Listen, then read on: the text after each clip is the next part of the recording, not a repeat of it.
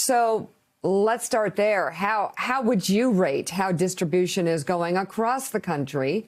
It seems like there are some hiccups. Well, there are hiccups. There's no question about that. But, the work is to try to smooth that out as quickly as possible. Certainly, we're pushing FEMA, but I can tell you the Biden administration is certainly pushing FEMA to come up with a national strategy, which they've been implementing.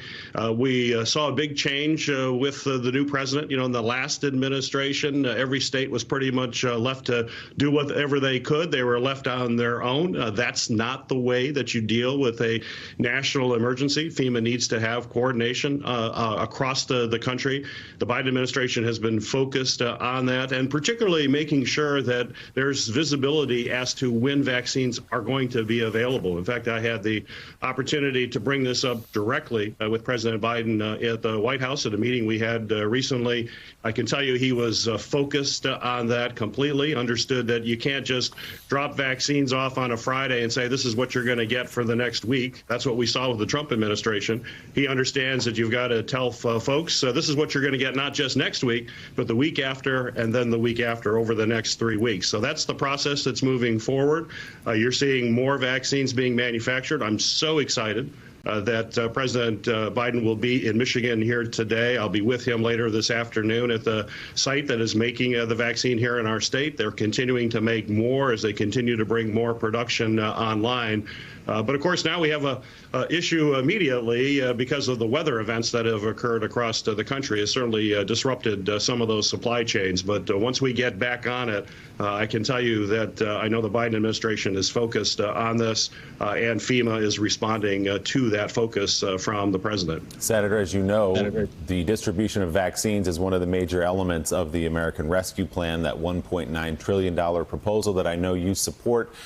To get the economy going again, but also to get vaccine and supplies out to the country. What is the fate of that? That's a big number, $1.9 trillion. A lot of Republicans say there are pieces in there they just can't vote for, including a $15 minimum wage. Are you open to negotiating and to pulling pieces of that out? President Biden, in fact, a couple of times now has conceded that the $15 minimum wage hike may not live. It may not survive. In this package, he might pursue that somewhere else. Do you really think $1.9 trillion is going to clear through this Senate? I think it's essential that we do that. We have to be bold and big. My colleagues agree with that. You know, you mentioned the vaccine distribution, for example, one that I'm following closely, overseeing FEMA from Homeland Security.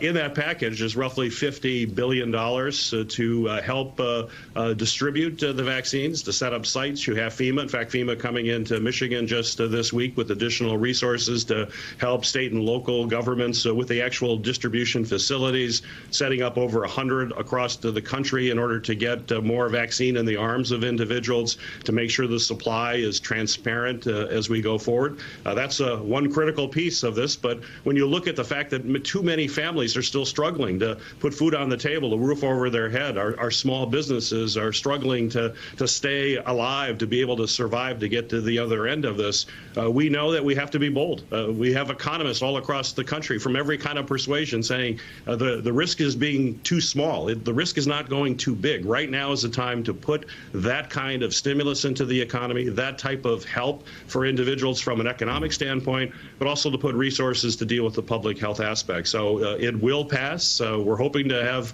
Republican votes, but I think it's really important to remember that this does have bipartisan support with the American people. Public opinion polls are clear, as well as Republican mayors and governors, others who say we need to go big, we need to be bold.